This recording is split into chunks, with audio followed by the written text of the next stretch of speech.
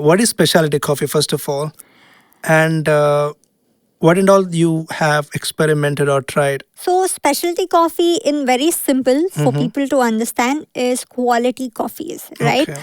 Where you're trying to pick only the best coffees, like the best cherries, the red ones, right? You're eliminating anything that's yellow, green, orange, Like that would be one of the main first things, right? It also is very important, like say for 150 to 300 grams of your green cherries, the green beans that you have, you should not have, too many defects.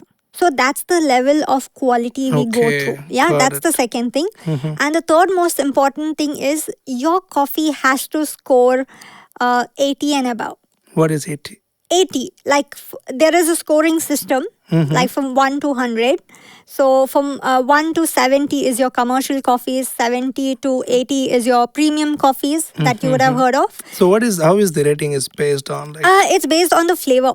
You have to cup your coffees. So what they say, cup your coffees is basically drink your coffees, but not fully brewing it like how you brew your normal coffees every day. partially.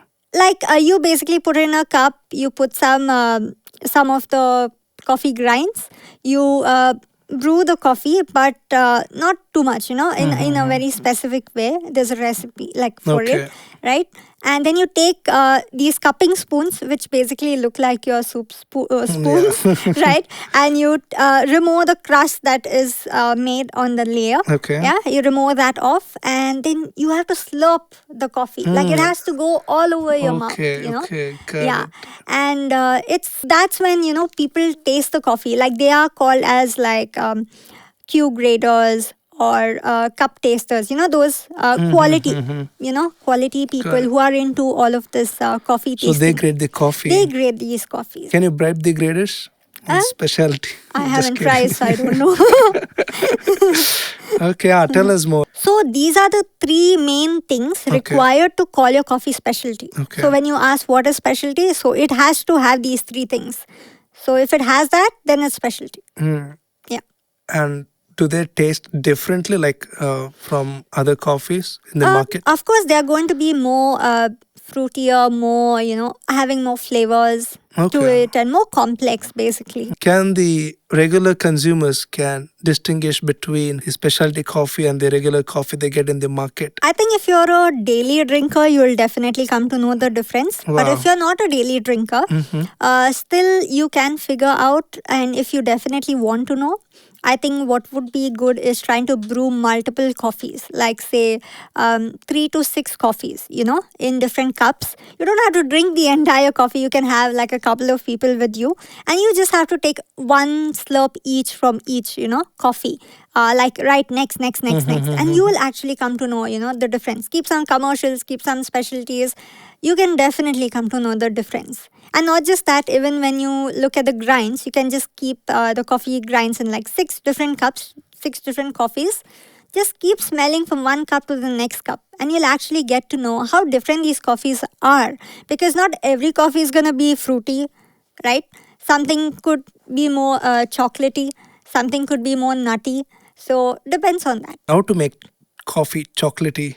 It's already there in the coffee cup. So how we process it, and it also depends on the type of processing method. It's not like, see, there are few processing methods where you can be like, okay, this is what I want, and you can get that.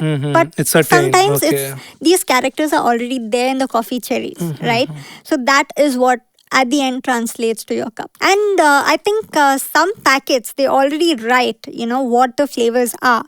Like some of it will be fruity, some of it will specifically, they'll write that it's a nutty caramel type of it's already written. So if you want something specific, maybe look at your packet and see what you're buying. Yeah. How did people respond to your specialty coffee experiments? Actually, the first time, I got invited by Blue Tokai, to try nice. my coffees along with 3 other specialty producers who just started the same year with me. Okay, what year did you start? I specialty started coffee? in November 2021. So, so I was basically, like pitching my coffee along with those Arabicas. And when people So your were, coffee variety is Robusta. yeah, so when people were trying, coffees from all over the table, they were like 20 coffees. Okay. And out of that, six are mine. And, it's like people are just like slurping. And uh, they're like trying to figure out, what are the tastes. Were you nervous? I was not nervous. I was interested to see, how it's going, because it was my first time cupping so formally. Like I've cupped my coffees before, but not in front of everyone like Okay. that. No one could make out that it was Robusta. And that is when I knew that, okay, so whatever I've done so far working with this, processing, it's gone well. And yeah, they also picked two of their favorite ones in that. So I was really happy with that feedback because even people, were telling, oh, it's Robusta. I was hoping it would be more bitter or more rubbery, but it's not.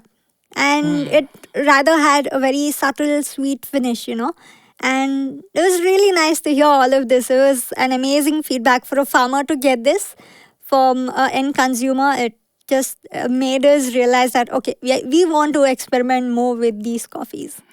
I should appreciate the fact that you're reaching out people and not just sitting farmer in the farm.